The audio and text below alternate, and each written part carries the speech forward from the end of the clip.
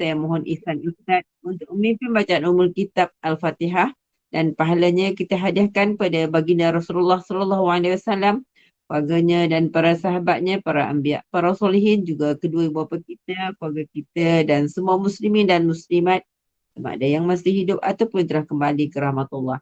Al-Fatihah.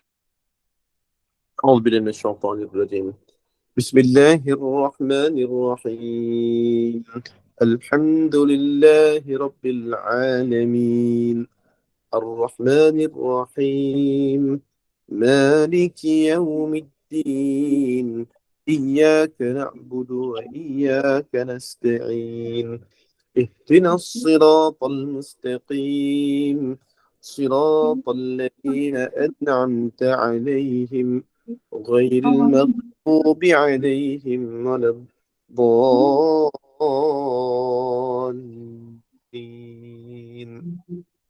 Amin, amin, amin ya Rabbal Alamin. Untuk meneruskan majlis, saya menyerahkan majlis ini kepada Al-Fadhil Ustaz dengan penuh ta'zim. Dipersilakan Ustaz. أعوذ بالله من الشيطان الرجيم بسم الله الرحمن الرحيم الحمد لله رب العالمين والصلاة والسلام على أشرف الأنبياء والمرسلين سيدنا ونبينا وحبيبنا وشفيعنا وزخرنا ومولانا وقدوتنا محمد المصطفى صلى الله عليه وسلم وعلى آله وأصحابه أجمعين اللهم يا مقلب القلوب Ya Allah, kalau Ya Allah yang boleh membolak-balik hati-hati kami, Ya Allah. Sabbit qulubana ala dinik. Kau tetapkan hati kami pada malam ini di atas landasan agama Islam. Allahumma ya musarrifal qulub. Ya Allah, kalau Ya Allah yang boleh mengubah hati-hati kami, Ya Allah. Sarrif qulubana ala ta'atik. Kau ubahlah hati kami, Ya Allah. Daripada hati yang penuh kelalaian kepada hati yang penuh ketaatan. Daripada hati yang penuh hasad kebencian, Ya Allah, kepada hati yang penuh rahmat dan juga kasih sayang. Allahumma ftah alaina hikmatak. Ya Allah, bukakan ke atas kami hikmah-hikmah dan juga kebijaksanaan kepada kami. Wansyur alaina, dan limpahkan kepada kami min khazain, dari segala sudut khazanah rahmatika, rahmat kasih sayangmu kepada kami, Ya Arhamar Rahimin. Wahai Tuhan yang maha pengasih lagi maha penyayang. وقالوا رب اشرح لي صدري ويسر لي أمري واحلل عقدة من لساني يفقهوا قولي وصلى الله على سيدنا محمد وعلى آله وصحبه وسلم والحمد لله رب العالمين وبعد السلام عليكم ورحمة الله وبركاته الحمد لله ثم الحمد لله ثم الحمد لله bersyukur pada Allah Subhanahu wa taala dengan nikmat yang telah Allah kurniakan kepada kita. Moga-moga kita menjadi orang yang beriman, menjadi orang yang bersyukur kepada Allah Subhanahu wa taala. Bila kita menyebut tentang perkataan yang hari ini tajuk kita letakkan tajuk daripada begitulah kisahnya Nabi Allah Adam. Itu dalam bab yang ke-24. Bab yang ke-24 iaitu bab Iblis diberi nikmat oleh Allah dengan nikmat syurga, tetapi dia membalas nikmat itu dengan laknatnya, iaitu Iblis ni Allah beri nikmat yang cukup lama maksudnya di dalam syurga. Maksudnya sebelum ni, kalau Imam Al-Qurtubi rahimahullah ta'ala dalam kitab At-Tazkirah, dia meletakkan sekurang-kurangnya 8,000 tahun Iblis telah pun duduk di dalam syurga Allah Subhanahu wa ta'ala dan beribadat. Tapi akhirnya dia tetap juga ingkar dan arahan Allah Subhanahu wa ta'ala. Jadi dia dirjam oleh Allah dengan hidup selama-lamanya sampailah kiamat. Sampai kiamat selama-lamanya tu bukanlah selama-lamanya sampai bila-bila. Selama-lamanya itu sampai di mana saat kiamat. Saat kiamat datang matilah. Jadinya Iblis ni yang lepas menggantikan nikmat Allah dengan laknatnya. Jadi ini dia ni orang yang kufur. Contoh satu makhluk yang kufur kepada Allah Subhanahu wa ta'ala. Contoh satu makhluk yang kufur kepada Allah Subhanahu wa ta'ala. Kerana apa? Kerana saat mana kalau kita sebut tentang syukur, maka Allah Subhanahu wa ta'ala selalu meletakkan orang yang syukur contohnya adalah dalam surah An-Naml yang saya pernah sebut sebelum ni, iaitu surah An-Naml ayat 40, di mana seorang lelaki ni dia dapat nikmat oleh Allah dengan nikmat yang banyak. Antaranya nikmat dia dapat satu kelebihan yang orang lain tak ada, iaitu kelebihan dapat mengangkat istana Puteri Balqis ke tempatnya Nabi Sulaiman sekelip mata. Maka ketika itu dia berkata, dia ada 3 benda yang Nabi lelaki ni buat yang menjadikan dia orang yang bersyukur. Yang diiktiraf oleh Allah, dia ni orang yang bersyukur. Jadi 3 benda. Yang pertama sekali, dia mengatakan bahawa liyabluwani ni maksudnya ini adalah ujian bagi aku. Jadi bila dia ada nikmat yang ada pada diri dia, maka ini ujian. Maka bila mana saat mana hari ni kalau kita cakap, bonda moda ni nampak muda lah, walaupun dah 39 tahun mendirikan rumah tangga, romantiknya macam orang yang begini. Maka kita boleh sebut ini adalah ujian bagi aku. Ya Allah, macam nampak muda lah, macam mana muka muda. Sebab nama saya pun muda kan. Bonda muda, tak tua-tua. Okey. Jadi bila sebut kenapa muda begini-begini, kelebihan yang lain, maka kita sebutlah ini adalah ujian bagi aku. Ujian. Ini liyabluwani ashkuru. Kita sihat hari ini ujian. Allah beri nikmat sihat. Ini ujian. Allah beri nikmat harta, tak ada yang pada orang lain. Ini adalah ujian dari Allah. Allah bagi mata kita dapat melihat hari ini. Ini ujian bagi Allah. Kita ujian bagi Allah, mana dia ashkuru akfur. Aku bersyukur ataupun tidak. Yang kedua, dia mesti ada satu sifat dalam diri dia adalah iftiqar. Iftiqar ni iaitu rasa tak ada apa-apa. Rasa dalam diri ni tak ada apa-apa. La haula, tiada daya. La quwata. Iaitu la quwata, tiada kekuatan apa pun. Maksud iftiqar ni rasa miskin, rasa tak ada apa-apa. Naik kereta dia, subhanalladzi sakhkhara lana hadha. Ya Allah, Maha Suci Allah yang telah menundukkan kenderaan ini bagi aku. Hadha, ini, kenderaan ini. Wa ma kunna lahu muqrinin. Yang sememangnya kami ini sedikit pun tidak mampu untuk menundukkan kenderaan ini. Jadi kita rasa bahawa masa naik kenderaan ni kita tak rasa mampu. Kita sedikit pun tidak mampu. Ini orang bersyukur. Yang pertama tadi dirasakan ini adalah ujian. Yang kedua dia mesti merasakan aku ni tak ada apa. Nothing. Yang ketiga apa dia? Iaitu ketika mana dia menyebut hadza min fadli rabbi, dia merasakan semua nikmat ini dah kelebihan yang diberi oleh Allah. Hadza, dia lalu qala, dia berkata hadza min fadli rabbi, maka dia berkata ini adalah semua nikmat. Jadi orang yang bersyukur ni nak ganti pada iblis ni yang kufur kepada nikmat, maka kita jadilah orang yang terbalik, iaitu menjauhi perangai iblis. Iaitu apa dia pecahan lelaki ni? Yang pertama, dia merasakan nikmat yang Allah bagi ni ujian. Jadi mungkin iblis tak rasa tu ujian. Jadi kita rasa kita sihat, kita orang yang diberikan mukanya mungkin ada sedikit lebih lawa pun orang lain, kekayaan mungkin lebih, anak mungkin ramai, ada 14 anak. Saya Ustaz, anak 14 anak, 14 contoh. Jadi bila kita sebut tentang anak, sebut tentang ini, kita lebih pada orang lain. Suara sedap, suara sedap. Jadi bila suara sedap, ada suara sedap, mungkin ada kelebihan skill pandai masak yang lebih, maka ini adalah ujian bagi Allah. Dan kita kena rasakan, orang yang bersyukur juga, dia kena merasakan bahawa dia tidak ada apa-apa. Nothing. Walaupun dia pandai masak, dia sebenarnya tak ada apa-apa. Melainkan ini semua adalah datangnya dari Allah Subhanahu wa ta'ala. Jadi 3 benda lah. Jadi 3 benda ni kita jadi orang yang bersyukur. Jauh daripada sifat kufur kepada Allah. Siapa kat sini yang rasa dia cantik, maka dia kena tahu bahawa cantik itu ujian. Maka siapa yang rasa di sini dia sihat, maka kena tahu bahawa sihat itu ujian. Maka siapa yang rasa di sini dia dapat melihat dengan terang, itu adalah ujian. Siapa sini yang dia pandai membaca Al-Quran, itu ujian. Siapa sini yang dipandai dalam banyak-banyak benda, dia ujian oleh Allah Subhanahu wa ta'ala. Hari ini kita dapat bersama-sama dalam Google Meet ini pun, ini ujian dari Allah Subhanahu wa ta'ala. Jadi semuanya ujian. Dan kita terasa kita tak ada apa-apa. Kita tak ada apa-apa. Jangan kata bahawa saya dapat pergi ke sini ni, dia tengok ni sebab saya hebat. Sebab umur saya 60 tahun ni sebab saya pandai jaga kesihatan. Jangan. Saya rasa saya ibadat ni sebab saya ni iman kuat. Ini lagi hebat. Dia rasa semua perkara ni tidak ada apa-apa. Dia ni, melainkan ini semua adalah daripada Allah. Hadza min fadli rabbi. Yang ketiga. Jadi wallahu a'lam. Itu antara sifat orang yang bersyukur. Dan sifat yang kedua disebut di sini adalah makna riak dan juga sombong. Riak dan juga sombong. Riak dan sombong ini ada beberapa perkara yang kita kena tahu. Yang pertama sekali, ana khairu minhu ni sifat sombong. Bukan termasuk dalam, ni sifat antara sifat sombong, bukan termasuk dalam sifat riak. Dia riak ni lain. Mungkin boleh masuk dalam riak. Riak ni maknanya adalah menunjuk-nunjuk dalam ibadat. Itu riak. Contohnya dalam bab ibadat, ambil gambar, letak, cukup.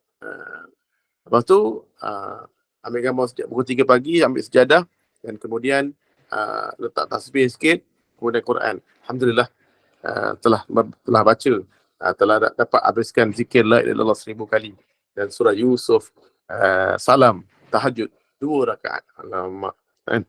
Lepas tu kita pun post kat Facebook. Esok subuh, lepas bayar subuh, ada 158 like. Lepas tu ada orang puji, hebatnya Haji. Oh yo, dia kata Mak Jah, hebatnya Mak Jah. Mak Jah pun cakap dah 20 tahun dah saya buat benda ni. Alamak. Jadi benda ni riak. Itu namanya riak. Riak ni dalam bab ibadat saja, dia tidak termasuk dalam bab harta dan juga dunia. Sebab Allah cuma cemburu dengan bab harta, bab ibadat saja. Dalam bab yang lain, maka kalau nak tunjuk-tunjuk, tidak ada menjadi masalah. Cuma kena perhatikan 3. Macam Mak Jah di Johor tu. Okey. Mak Jah tu siapa tu? Mak Jah tu yang buat restoran Mak Jah tu bukan? Satu nama restoran tu Mak Jah kat UTM. Kan? Okey. Bukan orang yang sama orang lain okey, insya-Allah. Okey, maksud kalau orang yang sama kena puji-puji sikit, maksud dapat sale kan? Oh bukan. Okey. Kak Normawati Zakaria, Mak Teh. Assalamualaikum Ustaz. Waalaikumsalam warahmatullahi wabarakatuh. Mak Teh, saya besok dengan mak dengan ayah nak pergi Kelang. Nak pergi Kelang besok pagi. Besok pagi nak pergi Kelang. Lepas tu saya nak pergi bawa mak dengan ayah pergi cuti. Saya cuti sekolah. Sekolah cuti saya suka bawa mak ayah. Mak mertua lah. Mak bapak saya dah meninggal lah. Nak bawa dia pergi Poh. Pergi Pos Kuala Mu.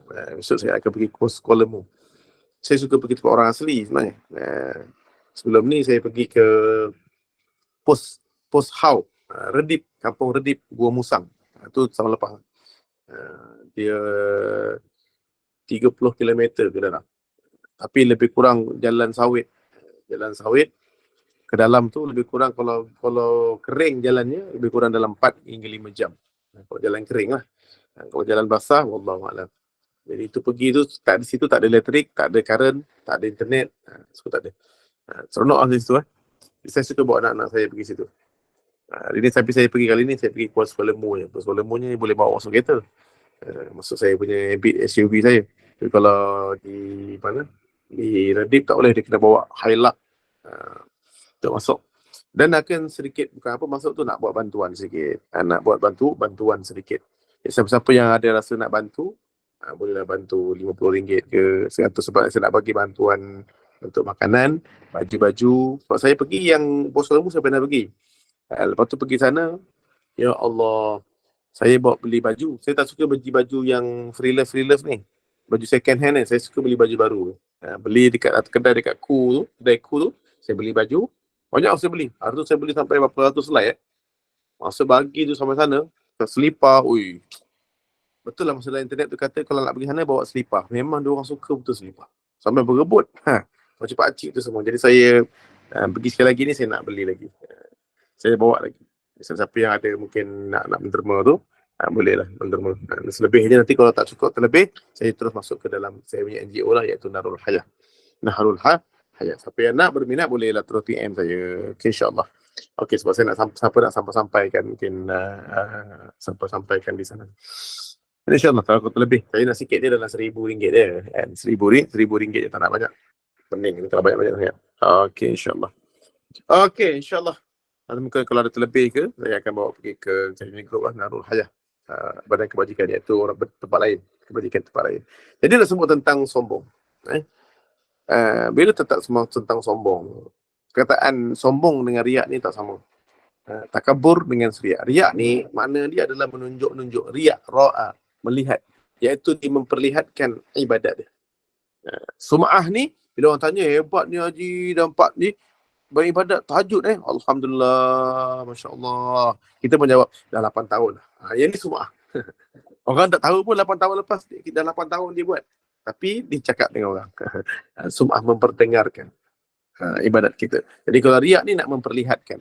Jadi kalau ambil gambar kita tahajud, ini hati-hati. Bukan kata salah tu pun. Tidak. Tapi kerana mungkin dia nak menunjuk kepada orang tu supaya orang lain pun bangun.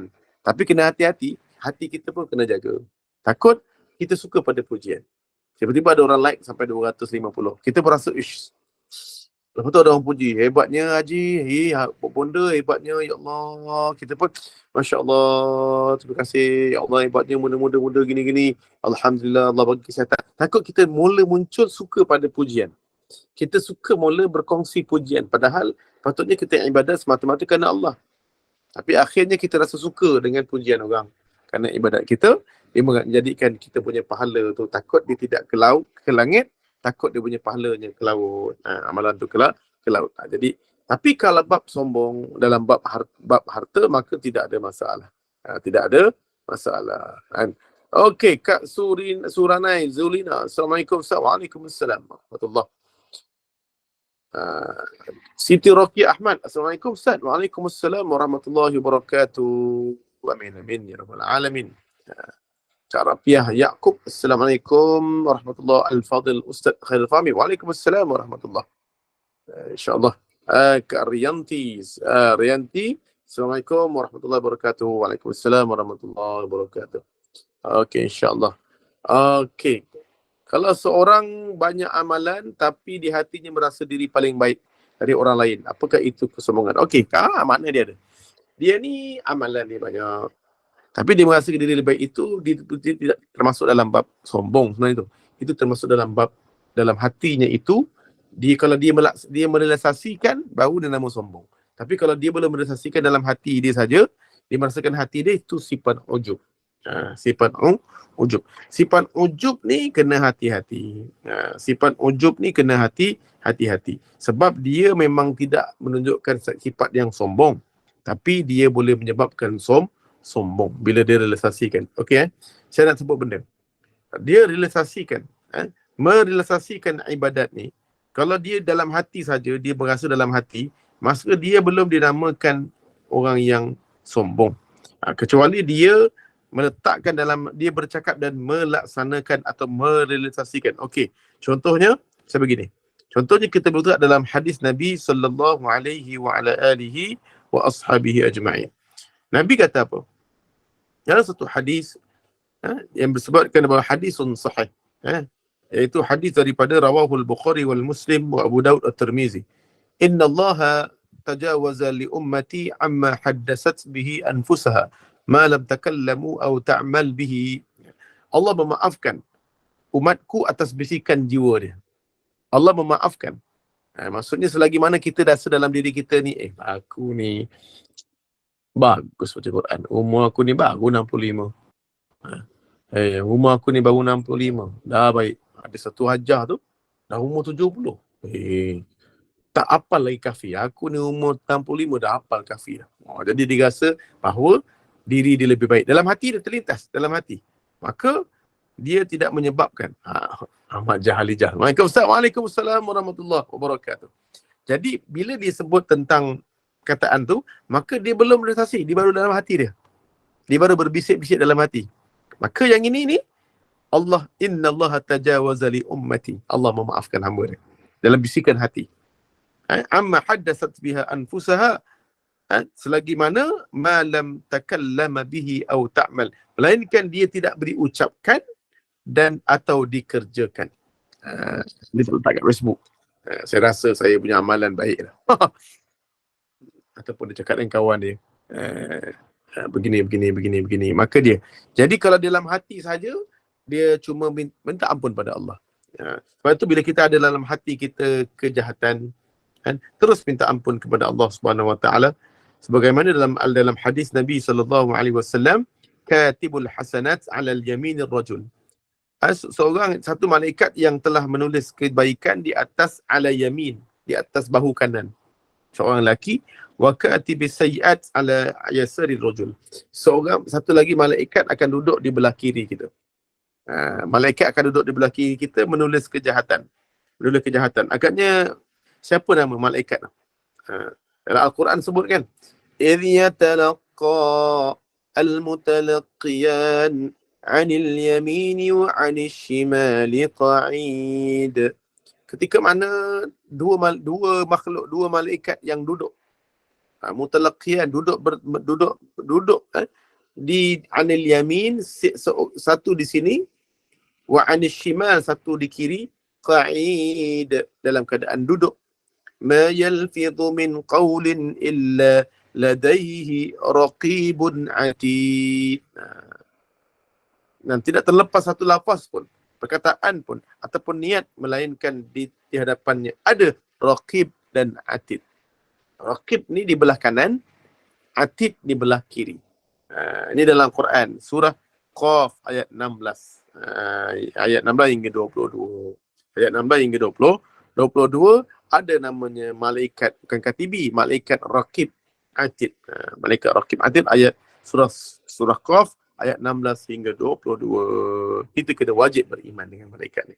Wajib beriman dengan malaikat ni. Okey, jadinya terus lagi saya sambung lagi hadis tadi. Di kemudian wa katibul hasanat, dikata yang kanan akan menulis kebaikan, yang kiri menulis kejahatan. Dan malaikat yang kanan amin ala katibis sayyiat. Malaikat yang belah kanan raqib ini adalah ketua bagi yang kiri. Maksudnya dia dua malaikat, yang kanan ini ketua. Okey. Fa idza hamila hasanah katabaha malakun al-yamin ashran. Maka bila dia melakukan kebaikan, maka dia dapat 10. Malaikat raqib, raqib ni ejaan dia ra qaf ya ba, ataupun ra qaf qub, raqib atid. Okey.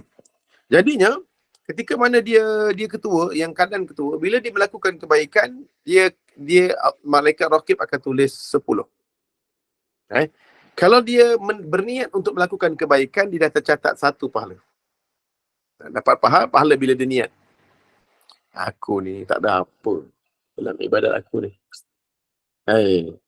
Aku ni, ya Allah, bandingkan dengan hajah tu, aku ni, ya Allah, ibadat aku kosong.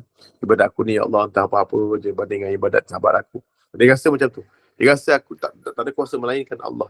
Melainkan, ya Allah, selamatlah Allah bagi aku kesihatan. Ya Allah, selamatlah Allah bagi panjang umur aku. Dah 65 ni hidup lagi. Allah bagi umur aku 70 hidup lagi. Ya Allah, sempat aku bertaubat. Kalau dulu aku muda, aku mati. Ya Allah, rambut pun aku kerentengkan. Pinggang pun 22, kerengga. Ya Allah, illallah. Ada di antara waktu kita muda dulu, ada yang pakai skirt. Kan? Skirt atas pusat. Jahat sungguh. Atas pusat, atas lutut. Atas pusat. Jahat sangat pula kan? Okey. Atas lutut dia punya skirt dia. Ya Allah, rambut kerinting. Kalau pakai tudung pun tudung ala-ala Zahra Sulaiman. Rafiza Aziz. Kan? Bapak saya kata dulu tudung wanita UMNO. Tapi bukan wanita UMNO, maksud tudung macam orang dulu-dulu. Nampak rambut. Tapi bila kita dah diberi ujian, diberikan umur yang panjang, kita dapat jadi baik. Jadi kita rasa dapat pahala. Sebab hati. Tapi kalau kita melaksanakan, maka dapat lagi pahala 10. Tapi berbeza dengan kalau kita buat kejahatan. Kalau kita berniat buat kejahatan, belum lagi. Terlintas buat benda jahat, tak lagi. Ataupun terlintas ujub, tak lagi. Kita boleh minta ampun pada Allah Subhanahu Wa Taala. Dan kemudian li sahibis shimal. Maka yang kanan ni, bila orang yang belah kiri ni buat jahat, menulis, dia ada seorang laki-laki ni buat kejahatan, maka dia akan berkata kepada malaikat yang kiri. Dia kata apa? Da'hu sab'a sa'at. Maksudnya tunggu beberapa jam. Tunggu wahai malaikat atid, tunggu. Jangan tulis dulu. La'allahu yusabbihu aw yastaghfir. Mungkin dikata boleh jadi pada malamnya dia akan beristighfar dan berzikir. Minta ampun. Mungkin pada suatu masa dalam hari ini dia akan beristighfar. Barulah lepas tu kalau dia beristighfar ataupun dia minta ampun, maka tak adalah. Tapi kalau dia berniat buat, kalau dia melakukan kejahatan, kalau dia tak minta ampun, barulah engkau mencatatnya. Tapi itu kalau melakukan. Kalau niat, belum lagi. Hebat tak? Kalau kita buat jahat, kita niat, kita tak laksanakan, tak dapat apa-apa, kosong. Sebab niat tak ada apa-apa. Jadi tapi kita niat nak buat jahat, kita besok pagi tak jadi buat jahat, tak dapat apa-apa. Ataupun bila kita niat nak buat jahat, kita esok kita buat, dapat satu. Tapi kalau kita niat nak buat baik, besok pagi tak buat pun benda tu, tak dapat buat. Niat besok, ya Allah aku nak khatamkan, aku nak baca suratul Kahfi. Tiba-tiba siang tu tak sempat baca suratul Kahfi, dah dapat pahala suratul Kahfi. Kita dapat pahala dah baca surah Kahfi. Hebat tak hebat? Dan kalau kita baca, dapat 10. 10 kali pahala ni. Allah. Itu hebatnya. Tapi kalau kita buat jahat, malaikat yang kanan kata, wahai malaikat yang kiri, dan tidur. Ini hadis yang sahih. Saya sebut ni. Ini adalah hadis, dua kali kata bahawa, dikata dalam saat, kalau kita melihat dalam hadis-hadis ini, maka kita akan menjumpai bahawa hebatnya Allah. Jadi kalau kita ada rasa tadi, kalau kita beribadat rasa diri lebih baik, terus istighfar. Astaghfirullah, astaghfirullah, astaghfirullah. Kan kita ada zikir. Kan dah belajar tu kan bab zikir. Nabi SAW dalam hadis Muslim dan Bukhari, Nabi berzikir 70 kali ataupun 100 kali. Satu hari. Beristighfar 70 kali atau 100 kali. Satu hari. Jadi bila waktu istighfar, jadi kalimah istighfar dah dapat lah. Kalimah istighfar tu ada 3. Dalam hadis Nabi yang sama, iaitu 3 benda yang ulama telah susun. Yang paling ada alif cinta, istighfar, iaitu astaghfirullah. Yang kedua, astaghfirullah wa atubu ilaih. Dan astaghfirullah al-azim alladhi la ilaha illa huwal hayyul qayyum wa atubu ilaih. Ataupun hayyul qayyum. Dulu boleh. Okey, dah dapat kan? Berapa jumlah dia? 70 ataupun 100. Tapi kena baca one shoot. Satu majlis 70. Tak boleh baca 20, nanti petang 20 lagi tak boleh. Dia kena baca serentak. 70 tu serentak. Kita boleh pilih nak astaghfirullah ke, astaghfirullah wa atubu ilaih, ataupun astaghfirullah alladzi la ilaha illa huwal hayyul qayyum wa atubu ilaih. 3 kali. Boleh 3 bacaan. Okey, waktunya bila? Waktunya paling afdal adalah dalam Quran surah Az-Zariyat. Surah Az-Zariyat disebut apa? Iaitu dia kata adalah pada orang-orang beriman ni, dia adalah wabil asharihum yastaghfirun. Wabil asharihim yastaghfirun.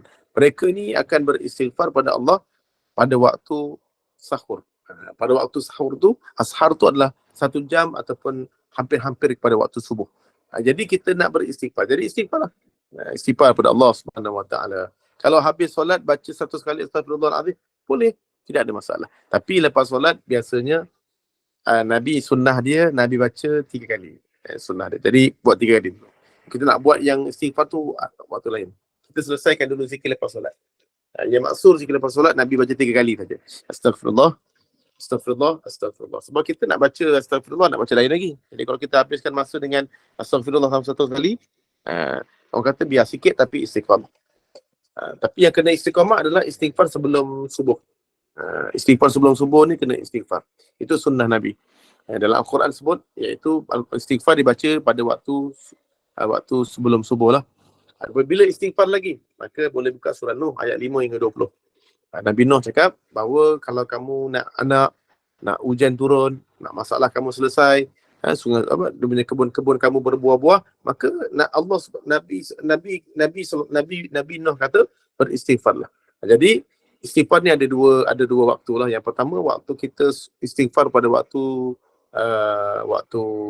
subuh, sebelum subuh, dan yang kedua pada waktu sukar. Kita tengah jalan duduk termenung, suami kata, abang tak dapat bayarlah sewa bulan ni, aduh. Contoh kita dah macam susahnya, anak kita tiba-tiba, mak, Aiman tak dapatlah temuduga tu mak. Itulah, kita pun sedih. Sukar ni. Kita pun istighfar. Tapi istighfar dia kena 100 kali. Dia kena ikut bilangan, 70 kali. Kalau buka dalam kitab Ibnu Hajar, dalam kitab Tuhfatul Ahwazi, boleh baca 70 kali. Boleh baca 33 kali. Boleh baca 25 kali. 11, 10, 3 kali dan sekali. Boleh baca. Tapi cantiknya 70 kali atau 100. Ni yang Nabi amalkan. Jadi boleh baca. Tapi baca bila? Lepas subuh ke lepas maghrib? Boleh, tak ada masalah. Siapa yang nak baca pada waktu bila-bila, tapi yang lain lah. Bila nak baca je, contoh lepas zuhur nak baca istighfar lah. Contoh teman-teman dalam kereta, istighfar lah. Tapi kena pastikan istighfar kita mesti ikut jumlah. 3, 1, 3, 10, 11, 25, 33, 70, 100. Itu je wallahu a'lam, ini dah disebut lama. Tapi kalau lepas solat, Kak Rianti kena baca cuma 3 saja. Okey, insyaAllah. Okey. Mak Jah order Grab food je. Okey. Okey, insyaAllah. Mak Pak Teh on the way balik Kedah sekarang. Dah balik Kedah. Alhamdulillah, saya mungkin ke Ipoh je lah.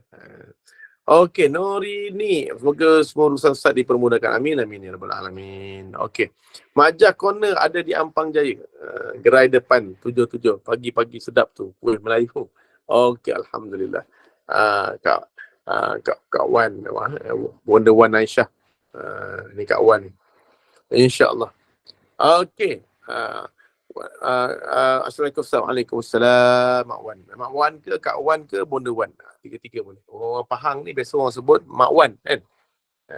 Mak Wan ataupun Kak Wan. Okey, jadinya Kak Mak Jah Halijah. Assalamualaikum. Waalaikumsalam warahmatullahi. Okey, ya Allah. Malaikat Atib, malaikat Raqib dan Atid, bercatat Malik. Okey, malaikat Raqib yang belah kanan, malaikat Atid yang belah kiri. Okey, insya-Allah. Okey, Sayyidul Istighfar banyak markah. Okey, Sayyidul Istighfar itu ada kelebihan lain. Sayyidul Istighfar dia tak termasuk dalam yang 3 tadi tu, yang 100 kali tadi tu. Kali Sayyidul Istighfar yang disebut pada maksurat, iaitu pagi dan petang. Pagi 3 kali, petang 3 kali. Yang tu kelebihan dia, ada kelebihan. Tapi kalau untuk yang istighfar 70 kali, maka dia ada 3 saja. Yang disebut ulama, yang disusun oleh ulama, iaitu astaghfirullah, astaghfirullah wa atubu ilaih, astaghfirullahal azim alladzi la ilaha illa huwal hayyul qayyum wa atubu ilaih. Boleh 3 gini ya, untuk kita beramal. Untuk 100 kali tu lah. Kalau Allahumma anta rabbi la ilaha illa anta khalaqtani wa ana 'abduka, ambil 100 kali, takut nanti kita tak istiqamah. Sedangkan Nabi SAW bila tanya apakah amalan yang paling baik, maka Nabi menjawab, afdalu afalu ila Allah, iaitu wa in qala wa dawaimuha, walaupun sedikit tapi dia kekal. Saya bukan nak bagi kata tak boleh baca istighfar 100 kali, tapi takut nanti kita tak istiqamah. Tak boleh istiqamah. Biarlah kita sedikit tapi dia biar kekal. Okey, kawan kerja dengan jemaah surau panggil Kak Wan, Ustaz. Kak Wan. Okey. Insya-Allah. Kak Wan boleh, Mak Wan boleh. Kalau dekat GNI ni banyak orang panggil bonda. Bonda. Okey. Jadi insya-Allah. Kemudian itu maksudnya. Okey, dimaknakan riak adalah untuk bab ibadat. Okey, bab sombong apa? Macam mana dalam bab harta? Ini penyusunan sebab ulama-ulama kalau kita dalam kitab tasawuf dia menyusun. Boleh tak kita show off harta? Tunjukkan harta kita. Macam contohnya kita tengok di sosmed orang yang memang TikToker sebagainya, macam yang suka masuk YouTube, masuk Facebook, dia macam Datuk Alip Syukri kan, Datuk Vida dan sebagainya. Macam mana ni? Ustaz, ni macam mana? Kita tu riak. Dia kata riak, Ustaz. Dia tidak. Dia riak ni dalam bab agama saja. Dia tidak dalam bab dunia. Jadi bab dunia ni boleh ke tak Ustaz menunjuk? Okey, kita baca hadis Nabi sallallahu alaihi wasallam. Dia ada, bila kita nak tunjukkan harta kita, kita suka tak bila orang datang rumah kita, kita tunjukkan kita punya rumah? Ini standard kan? Bila orang datang rumah kita open house, maka kita akan tunjukkan rumah kita. Kita akan tunjukkan kalau boleh rumah kita paling cantik, rumputnya nanti rumput dah trim, nanti kita nak cat baru, nak raya, langsir baru. Kita nak buat makanan yang paling sedap untuk apa? Untuk minta dipuji. Mana kita buat Nabi rasa memang kita minta, dah suka bila dipuji. Tak ada masalah. Dalam bab dunia, dia kalau buka dalam, kalau sahabat saya, guru saya dulu, Mak Isa Draman, Tok Kupasi Gudang. Dia selalu cakap, mengatakan bahawa dunia ni Allah tak cemburu. Tapi dia kena ada 3 benda yang kita perlu tahu. Iaitu 2 daripadanya sombong lah. Iaitu yang pertama sombong ni apa? La yadkhulul jannah. Nabi sebut dalam hadis, dalam hadis Muslim, la yadkhulul jannah, tak akan masuk ke dalam syurga seorang itu man kana fi qalbihi misqala zarrah. Tidak akan masuk dalam syurga seorang itu bila dalam hatinya itu sekecil biji sawi. Qala rajulun inna ar-rajul yuhibbu an yakuna thawbahu hasanan wa na'luhu hasanatan. Adakah orang-orang yang suka baju yang cantik, ya Allah baju dia. Kan? Tudung dia Masya Allah Nialopa. Tudung. Oh kawan, tudung Nialopa. Wih, ini Nialopa ni kawan beli. Original tu. Beli dekat Vietnam. Beli dekat Vietnam. Penghulu istighfar 3 kali petang lepas apa? Atau 3 kali lepas pagi dan petang. Dia petang ni kira lepas asar sampai ke malam. Sebelum tidur. Itu dah kira malam. Petang. Pagi daripada lepas subuh sampailah tengah hari lah. Maksudnya gitulah. Panjang waktu dia. Okey. Jadinya, petang ni dikira lepas asar, petang. Lepas isyak, petang. Kita je malam kan. Tapi kalau kat Arab, petang lagi tu. Kalau bukan kat Arab je. Kat Malaysia, dekat masyarakat orang putih pun. Pukul 8 malam, petang lagi. Dia tak sebut malam. Good night tu nak tidur je. Nak tidur. Okey. Jadinya, kemudian dikata bahawa kita sebut kan. Bila sebut sombong ni, cantiknya baju. Tudung ni Nialopa ni. Beli dekat Vietnam. Kerek gitu. Kasut. Wanak luhu kasutnya cantik. Kasut, ya Allah, bata. RM150 beli. Sombong. Tunjuk-tunjuk kat orang. Jadi tak ada masalah. Yang penting sekali, sombong ni apa dia? Bila Nabi kata, tak dia kata.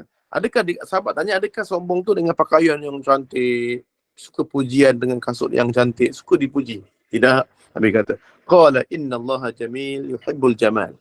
Sesungguhnya Allah itu cantik dan dia menyukai yang cantik. Kan? Jadi sombong tu apa? Sombong tu bila mana dia batrul haq, menolak kebenaran. Okey, para ulama letak menolak kebenaran ni, pertama dia tak bayar zakat. Ini sombong. Saya tahun ni saya bayar zakat. Saya berniaga tak? Saya bekerja sendiri. Saya tahun ni, bini saya tak bayar zakat. Saya dah untuk SSM bini saya tahun ni tak ada. Tak dikeluarkan zakat. Tak dapat. Pada claim, kira-kira tak dapat. Saya kena. Lebih kurang dalam 1,200. 1,200. Jadi zakat tak kena bayar.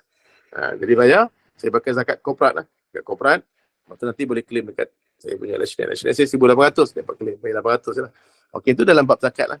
Zakat, kita sebut kena bayar zakat. Macam mana pun. Saya kerja sendiri ke berniaga, jual barang, kena tulis account. Saya biasa saya SSM saya lah. Bila SSM saya claim dekat RHDN, maka dia akan bacakan. Macam mana, jadi saya susun lah. Jadi zakat. Orang yang makan gaji pun senang juga. Dia lagi senang kira zakat dia. Macam mana. Jadi orang-orang yang berniaga, zakat dia ada 2. Zakat zahir, zakat batin. Zakat zahir wajib bagi pada pemimpin. Uruskan. Kalau zakat batin, kita boleh buat sendirilah. Antaranya zakat emas, zakat simpanan. Ini boleh buat sendiri. Ini boleh bagi sendiri pada orang sendiri. Zakat emas dan sebagainya. Tapi kalau zakat perniagaan, zakat pendapatan, yang ini zakat zahir. Ini wajib bagi pada pemimpin. Kita kena declare pada pemimpin ketempatan kita lah. Wajib. Allahu'alam. Okey, seterusnya. Yang dalam bab zakat lah. Saya cerita dalam bab lain. Cuma bayar zakat. Kena bayar zakat. Zakat ni syariat. Zakat ni adalah syiar. Kita boleh bagi tahu yang kita bayar zakat.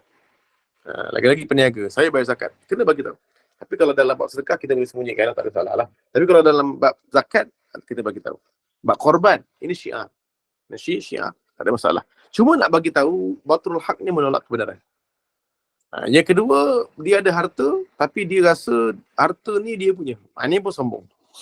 Dia tidak merasakan harta ni milik Allah. Ini menolak kebenaran. Padahal kebenarannya adalah harta ni semua milik Allah. Yang kedua, sombong ni, yang kedua, kalau kita nak menunjuk harta, macam kita buat open house, yang kedua kita kena tahu, kita tidak boleh ghamtun nas, memperkecilkan orang lain. Mengecilkan hati, memperkecilkan orang lain ni maksudnya dia duk kecil kan. Apa awak punya kereta kita kancil je, dah kerja lama. Dia mula mengkecilkan. Syak binatang pula kereta. Syak binatang, kita ini saya dekat Nagori ni. Dekat Nagori ni kenalah bercakap ikut Nagori lah. Kereta buat cap, orang dah pakai cap bintang dah. Hai. Cap bintang. Dia masa lagi pakai cap binatang kancil. Jadi cakap tu mengecilkan orang. Rumah besar. Rumah besar je. Memang rumah besar macam rumah kau kecil sewa. Dia mengecilkan orang. Kan? Kalau dia dalam benda tu tak ada benda tu tak apa. Contohnya macam Datuk Vida. Kita tengok Datuk Vida. Okey.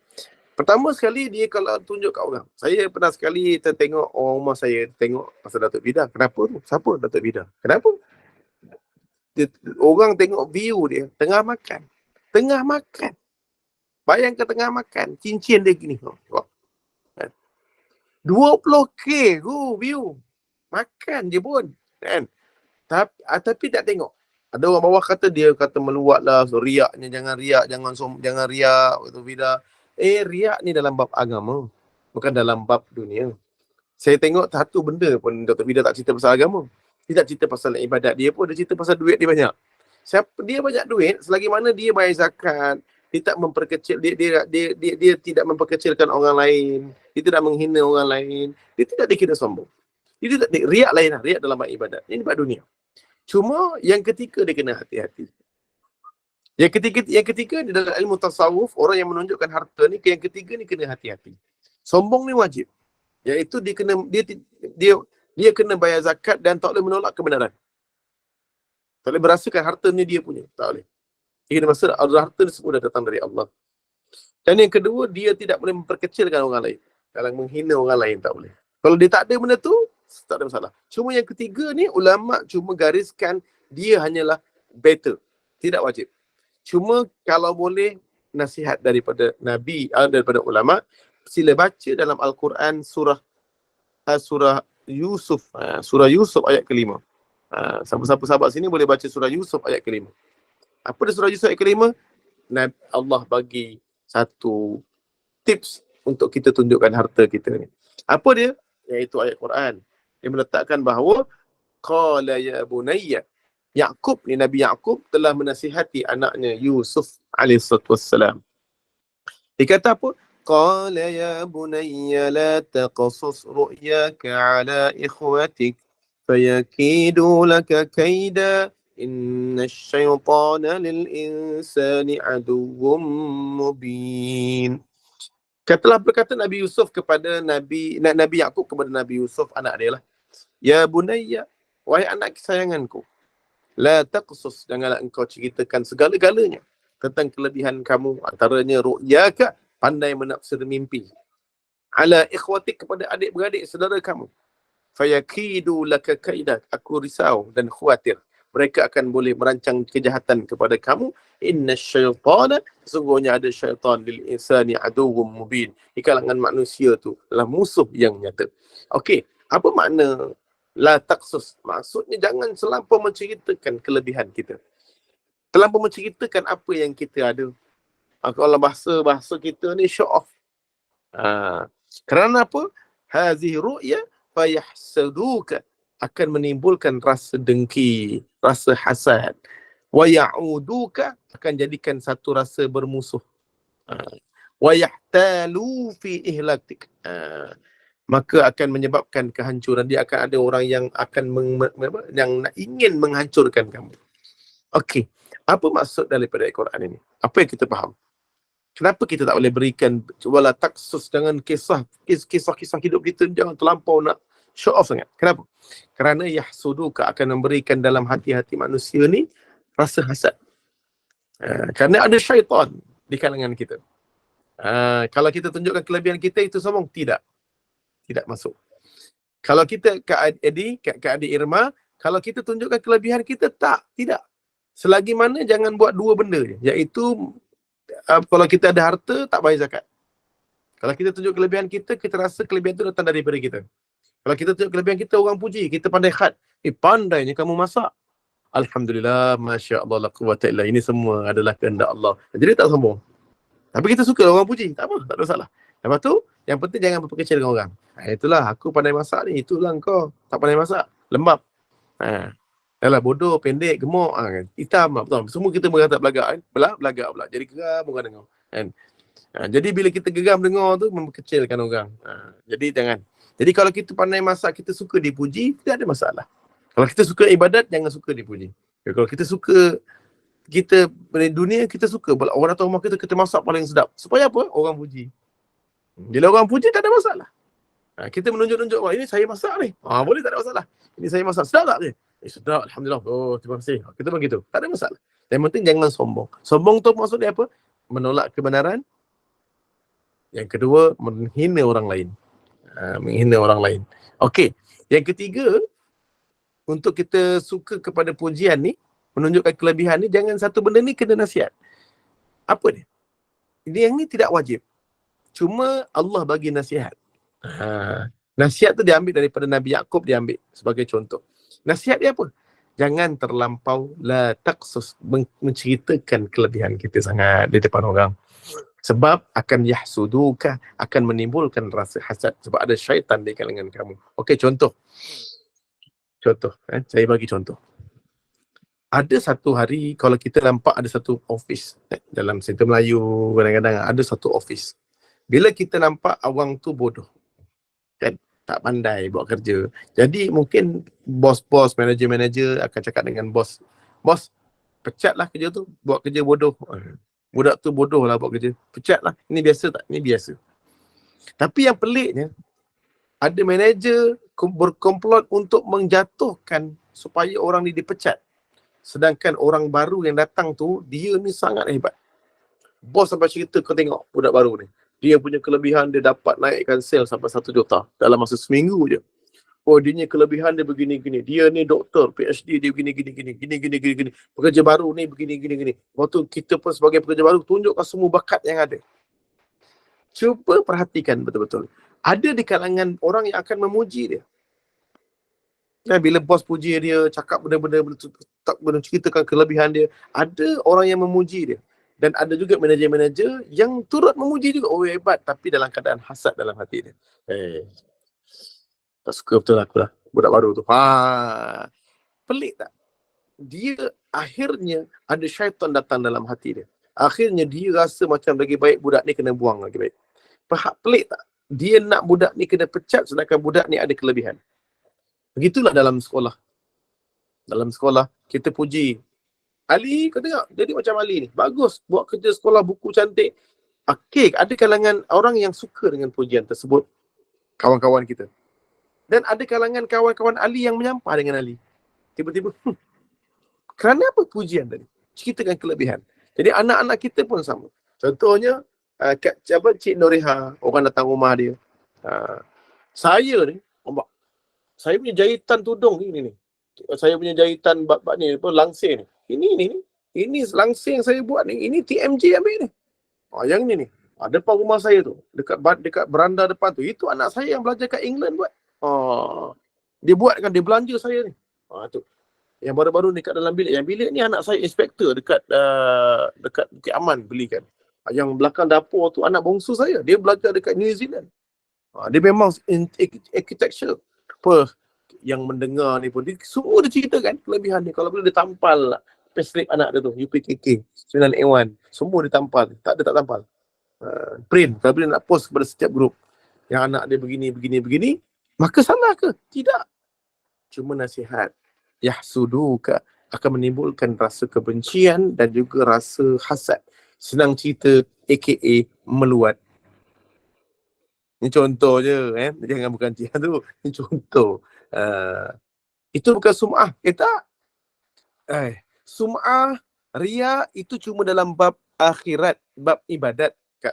Kak Adi Merma, bab sum'ah, bab riya hanya terapat pada bab ibadat sahaja. Dia tidak terdapat pada bab dunia. Kena ingat kena faham ini orang sedap je. Sebab tu dia sangka bahawa Alip Syukri, Datuk Vida tu riak. Mana ada bab riak? Dia tu menunjukkan harta dia. Dia nak suka orang puji harta dia. Itu sukati dia. Rumah dia. Dia tunjukkan rumah dia besar. Dia jangan sombong dia. Jangan dia kata bahawa harta tu dia punya. Dia bayar zakat ke tak? Dan kemudian dia jangan memperkecilkan orang. Cuma kalau dia nak tunjukkan pada orang, kena hati-hati Datuk Vida. Sebab ada hasad di kalangan keliling kita. Sebab tu bila saya tengok rumah saya tengok masa kejap. Sebab tu saya tengok dia gini kan. Dia kata tangan. Datuk Vida, tangan tu banyaknya berapa ribu. Ini mahal ni, dia kata. Ini saya beli dekat sini. Saya dengar tu macam, ya Allah, aku nak muntah pun ada ni. Meluatnya aku tengok. Saya pun unlike. Kenapa saya unlike? Datuk Vida salah tak? Tak pun. Cuma takut saya yang akan salah. hati saya yang kotor. Sebab saya rasa saya meluat tengok dia. Sebelum saya judge dia macam-macam, baik saya jaga hati saya. Sebab Nabi SAW mengajar supaya kita menjaga hati kita. Bukan menjaga hati orang. Datuk Vida, dia tak salah apa. Cuma saya yang menyampah dan unlike. Kenapa? Saya tak boleh tengok orang kaya. Meluat aku tengok. Jadi, cuma hati-hati Datuk Vida. Kadang ada hasad di kalangan kamu. Dengan kita. Jadi itu nasihat kita lah. Nasihat saya kepada dia mungkin. Nasihat saya kepada semua dan diri saya. Begitulah. Tapi kalau kita ada rasa menyampah dengan dia, itu hati kita. Bukan hati dia. Kita perlu jaga hati kita. Tak perlu jaga hati orang. Hati orang tu biarlah Allah yang tentukan. Jadi wallahu a'lam. Wallahu a'lam. Jadi takabur tu ada. Takabur tu makna sombong, takabur sama. Sombong dengan takabur sama. Takabur bahasa Arab. Sombong bahasa Melayu. Makna takabur apa dia? Iaitu merasakan rasakan. Takabur itu ghamtun nas, menolak kebenaran datangnya dari Allah. Menolak kebenaran tu maknanya menolak kebenaran yang datang dari Allah. Contohnya tudung wajib. Kita kata tudung tak wajib. Ini sombong. Ini dah satu. Yang kedua adalah sombong itu memperkecilkan orang lain. Kalau dalam video Lalit Syukri contoh dia dikecilkan orang lain, dia memperkecil-kecilkan orang lain, yang itu kita kena tegur dia. Cik, jangan sombong. Boleh tegur. Sombong itu berdosa. Kalau dia dua-dua tu tak ada, menolak kebenaran tak ada, memperkecilkan orang pun tak ada, maka dia tidak dikira sombong. Cuma yang ketiga ni, dia kena hati-hati. Tak salah kalau buat. Cuma jangan terlampau show off kerana ada hasad di kalangan kamu. Yang ini cuma nasihat saja. Wallahu a'lam bissawab. Jadi insya-Allah dia buat iklan tu untuk dia akan menjual. Betul. Sebab tu bila saya menyampah tengok dia, saya terus unlike supaya saya dapat menjaga hati saya. Hidup ni kena muraqabah, kena awasi diri sendiri, bukan awasi diri orang. Hidup ni bila kita mati, Allah tak tanya kita. Malaikat tak tanya kita, kenapa Lalit Syukri itu begitu-begitu hati dia kotor? Tak. Bila kita mati, malaikat akan tanya, akan menyelidik, menyusul ke hati kita. Jadi, sebelum kita nak menuduh orang tu sombong, rupa-rupanya nyampah, rupa-rupanya hati kita yang kotor, menyangka buruk kepada seseorang. Jadi, wallahu a'lam bissawab. Jadi, insya-Allah itu di antara antaranya lah. Jadi, kalau kita rasa menyampah dengan cara orang tu berniaga itu ini, baik kitalah yang unlike.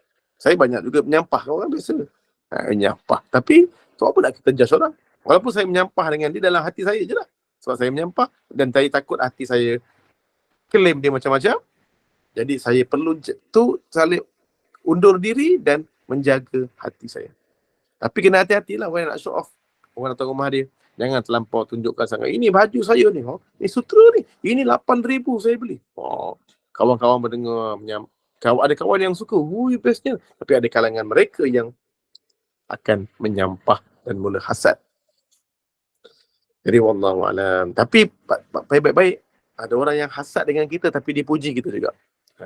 Dipuji kita juga. Walaupun dia hasad. Itu baik-baik. Macam contohnya macam suami kita kan. Laki dengan laki. Bos. Bos. Kita pun, ya bos. Padahal dua-dua tak ada duit. Padahal dua-dua kuli. Tapi dua-dua panggil bos. Itu biasa kan. Jadi dua-duanya kuli padahal. Dua-dua tak ada duit. Tapi dua-dua panggil bos. Baik, orang kaya. Apa cerita bos?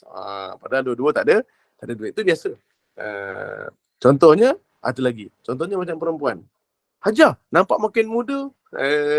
Muda. Awak ajar apa kurangnya. Padahal dua-dua tua. Padahal dua-dua tu tua. Contoh. Dia memang suka memuji. Padahal tak ada kenyataan, tak macam tu. Itu orang Melayu. Cantiknya ajar. Ajar apa kurang cantiknya. Padahal dua-dua tak cantik. Macam tu lah contohnya. Tak ada masalah, cuma kita biasa orang akan memuji macam mana pun. Walaupun dia menyampah ke, dia suka ke, tapi dia tunjukkan dalam muka dia memuji. Tapi kita tak tahu mana satu yang memuji dan satu yang hasad. Bagi contoh fashion baju okey, tak ada masalah. Tidak ada masalah. Basa-basi tu betul. Tapi kadang-kadang kita tak tahu mana yang memuji. Contoh Adik Irma mentang-mentang sekarang suami dah naik pangkat, makin lawa padahal dia menyampah. Yang ni baik-baik. Sebab pujian dengan disulami hasad boleh mendatangkan ain. Ini boleh buka dalam Tibun Nabawi. Ingat pujian disulami dengan hasad, dia akan mendatangkan penyakit ain. Yang ini yang kita takut. Hasad disulami dengan pujian, dia boleh mendatangkan ain sekiranya kita tidak hati-hati. Jadi sebab tu kita kena sebut, bila orang puji, kita kena sebut Masya Allah, la quwata illa billah. Nabi kata lam tadurrahul ain, kamu tak akan terkena penyakit ain. Wallahu a'lam bissawab. Memang dah tua semua Ustaz. Itu biasa, tu bahasa basi. Kan? Kak Nuri ni Mukhtar nampak muda. Padahal tak ada pun. Contohlah. Contoh saya pun tak kenal. Wallahu a'lam bissawab. Okey, insyaAllah. Jadi itu saja untuk hari ini.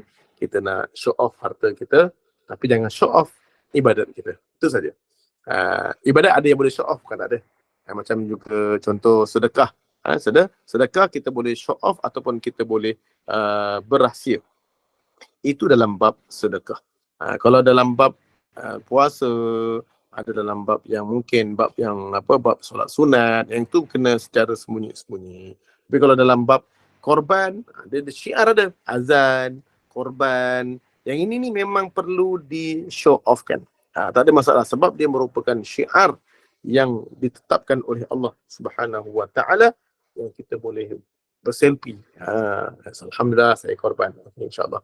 Kita tahu ni boleh ya. Penyakit ain tu nanti dulu, ke depan lah nanti insyaAllah. Syiar ini penyakit ain tu apa.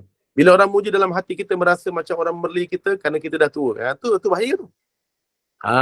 Itu kita sangka buruk pula. Okay. Cuba kita bayangkan apa dalam hadis rawahul Bukhari wal Muslim.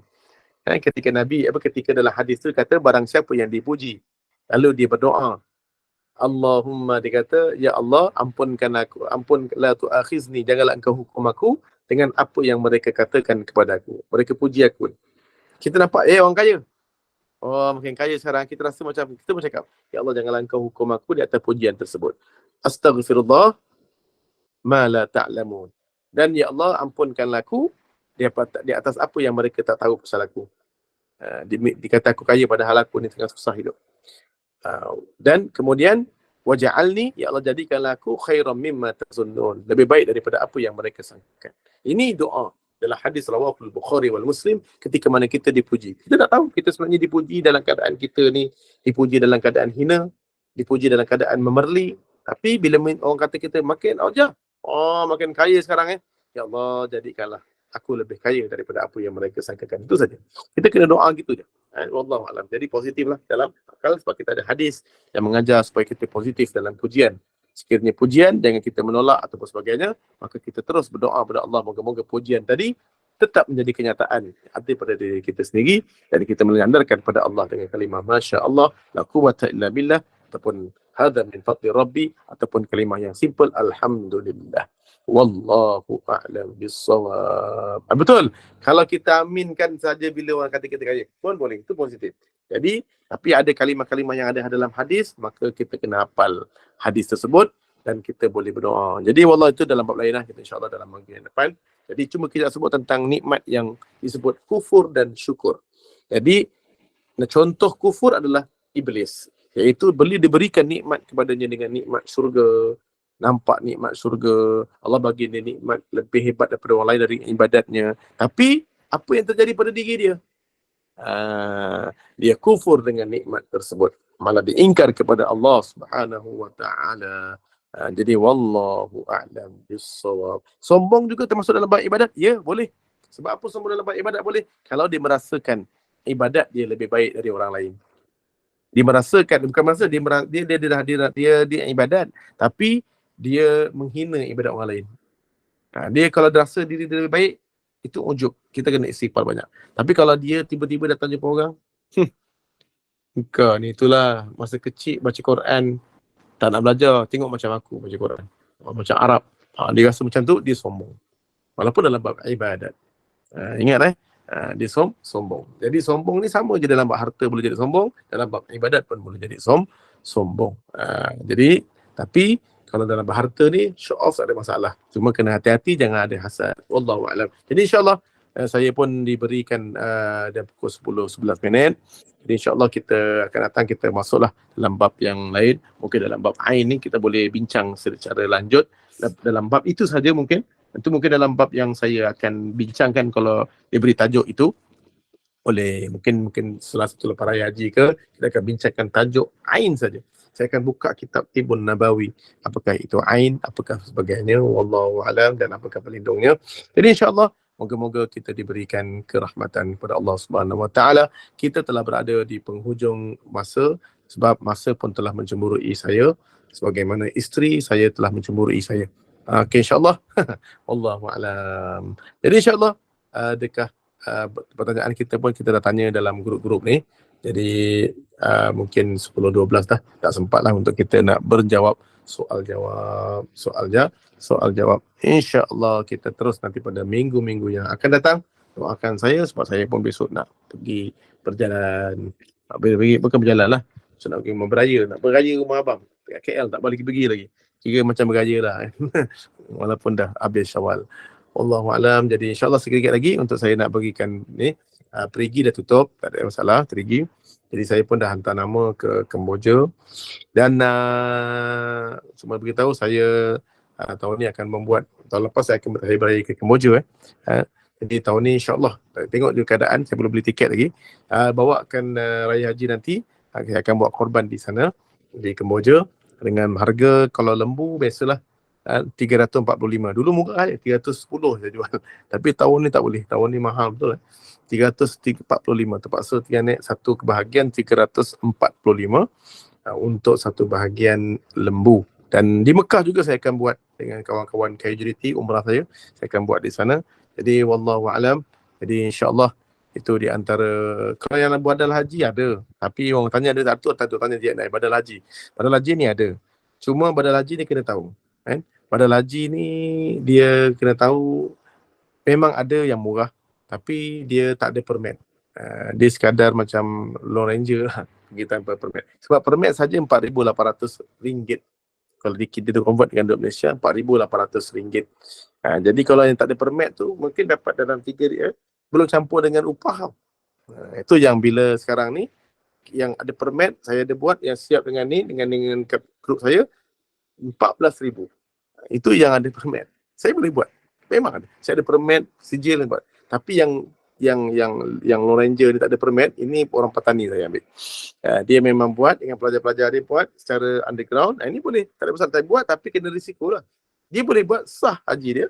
Dan dia buat yang ini memang upah dia steady lah 3,500 termasuk semua sekali. Jadi wallahualam. Tapi itu pun saya cuma tolong-tolong kalau siapa-siapa nak buatkan badal haji. Okey, insyaAllah kurus ke lembunya. Okey. Siapa yang boleh tengok video dia nanti Siapa yang Ustaz murah tu lembu kurus ke? Okey. Lembu dia memang ada yang kecil dan ada yang besar. Tapi dia memang lebih murah daripada Malaysia. Ada yang besar pun dia lebih kurang 3,000 lebih. Ringgit lah. Kalau yang kurus tu dalam 2,000 lebih. Jadi dia memang lebih kecil sedikit tapi murah 2,000 lebih lah. Tapi kalau yang besar pun dia 3,000 lebih. Kalau Malaysia dia besar dah 6,000. Jadi dia memang murah sedikit daripada, kita ambil dari Laos. Kemboja ni akan ambil daripada Laos lembu dia. Kemboja tak ada lembu. Ingat Kemboja tak pandai bela lembu. Jadi Kemboja akan ambil dari Laos. Datang ke Kemboja. Saya beli daripada Laos. Ambil. Tahun lepas 300 ekor. Boleh kalau siapa yang ni saya akan hantar kepada bonda ataupun admin tentang bagaimana macam mana saya sembelih. Di sana ada video saya macam mana saya sembelih dan gaya sembelih saya. Kadang-kadang one shoot 80 ekor sembelih. Jadi bagaimana di sana.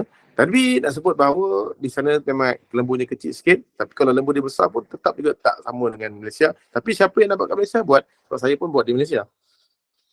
Sembelih. Ada yang di Malaysia saya buat. Di sana pun saya buat. Di sana cuma kalau ada orang yang tak mampu buat, dia nak buat, dia boleh buat di sana. Siapa yang mampu buat di sini, Alhamdulillah di sini lebih better. Lebih afdal.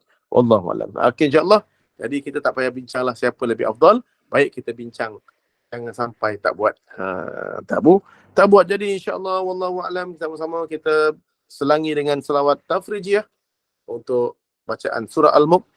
Sebab kita akan baca surah Al-Mulk. Sahabat-sahabat kita boleh buka surah Al-Mulk. InsyaAllah kita selangi dengan salawat tafrijiyah. Allahumma salli salatan kamilatan wa sallim salaman taman ala sayyidina Muhammadin alladhi tanhallu bihil uqadu وتنفرج به الكرب وتقضى به الحوائج وتنال به الرغائب وحسن الخواتيم ويستسقى الغمام بوجهه الكريم وعلى آله وصحبه في كل لمحة ونفس بعدد كل معلوم لك اللهم صل وسلم وبارك عليه وعلى آله. أعوذ بالله من الشيطان الرجيم. بسم الله الرحمن الرحيم. تبارك الذي بيده الملك وهو على كل شيء قدير. الذي خلق الموت والحياة ليبلوكم أيكم أحسن عملا وهو العزيز الغفور.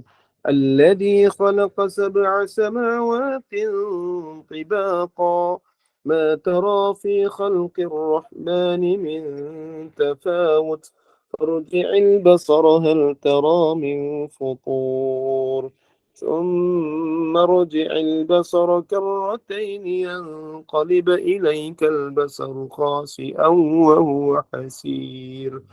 ولقد زينا السماء الدنيا بمصابيح وجعلناها رجوما للشياطين وأعتدنا لهم عذاب السعير. وللذين كفروا بربهم عذاب جهنم وبئس المصير. إذا ألقوا فيها سمعوا لها شهيقا وهي تفور تكاد تميز من الغيظ كلما ألقي فيها فوج سألهم خزنتها ألم يأتكم نذير قالوا بلى قد جاءنا نذير فكذبنا وقلنا ما نزل الله من شيء إن أنتم إلا في ضلال كبير. وقالوا لو كنا نسمع أو نعقل ما كنا في أصحاب السعير فاعترفوا بذنبهم فسحقا لأصحاب السعير. إن الذين يخشون ربهم بالغيب لهم مغفرة وأجر كبير. وأسروا قولكم أو اجهروا به إنه عليم بذات الصدور. ألا يعلم من خلق وهو اللطيف الخبير. هو الذي جعل لكم الأرض ذلولا فامشوا في مناكبها وكلوا من رزقه وإليه النشور. أأمنتم من في السماء أن يخسف بكم الأرض فإذا هي تمور أم أمنتم من في السماء أن يرسل عليكم حاصبا فستعلمون كيف نذير. ولقد كذب الذين من قبلهم فكيف كان نكير. أولم يروا إلى الطير فوقهم صافات ويقبضن ما يمسكهن إلا الرحمن إنه بكل شيء بصير.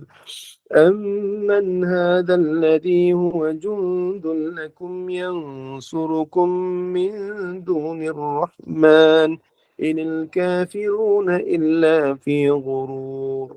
أمن هذا الذي يرزقكم إن أمسك رزقه بل لجوا في عتو ونفور. أفمن يمشي مكبا على وجهه أهدى أمن يمشي سويا أمن يمشي سويا على صراط مستقيم قل هو الذي أنشأكم وجعل لكم السمع والأبصار والأفئدة قليلا ما تشكرون قل هو الذي ذرأكم في الأرض وإليه تحشرون ويقولون متى هذا الوعد إن كنتم صادقين قل إنما العلم عند الله وإنما أنا نذير مبين فلما رأوه زلفة سيئت وجوه الذين كفروا وقيل هذا الذي كنتم به تدعون قل أرأيتم إن أهلكني الله ومن معي أو رحمنا فمن يجير الكافرين من عذاب أليم قل هو الرحمن آمنا به وعليه توكلنا فستعلمون من هو في ضلال مبين قل أرأيتم إن أصبح ماؤكم غورا فمن يأتيكم بماء معين الله رب العالمين صدق الله العظيم أعوذ بالله من الشيطان الرجيم اللهم ارحمنا بالقرآن واجعله لنا إماما ونورا وهدى ورحمة وشفاء اللهم ارزقنا تلاوته اللهم ارزقنا تلاوة سورة الملك في كل ليلة اللهم ارزقنا تلاوة القرآن آناء الليل وأطراف النهار واجعله لنا حجة وشفاعة في القبر يا رب العالمين وصلى الله على سيدنا محمد وعلى آله وصحبه وسلم والحمد لله رب العالمين تقبل الله منكم منا ومنكم تقبل يا كريم إن شاء الله والله أعلم.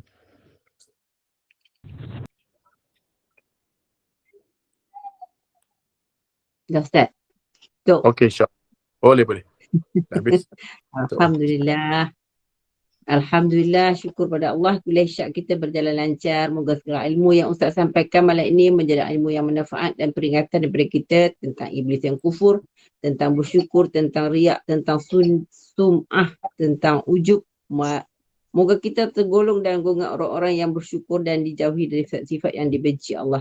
Jadilah sebagai orang yang merasa nikmat itu adalah ujian. Jauhilah perangai yang sombong dan berlebih-lebih. Dan jangan memperkecilkan orang. Kita tangguhkan pengajian kita hari ini, Ustaz. Terima kasih, Ustaz. Terima kasih semua jemaah. Terima kasih Gemah Nur Iman. Saya mewakili Gemah Nur Iman. Mohon maaf. Anda ada sebarang kekurangan dalam majlis kita ini. Sekali yang baik itu daripada Allah. Dan yang buruk itu adalah daripada kekurangan kami sendiri. Bagi menutup majlis, mohon Ustaz bacakan doa penutup. Tasbih kafarah dan surah Al-As. Dan saya sudahi dengan wabillahi taufiq wal hidayah. Wassalamualaikum warahmatullahi wabarakatuh. Silakan Ustaz. سبحانك اللهم وبحمدك أشهد أن لا إله إلا أنت أستغفرك وأتوب إليك الرحمن الرحيم العصر إن الإنسان لفي خسر إلا الذين آمنوا وعملوا الصالحات وتواصوا بالحق وتواصوا بالصبر السلام عليكم ورحمة الله وبركاته. Waalaikumsalam.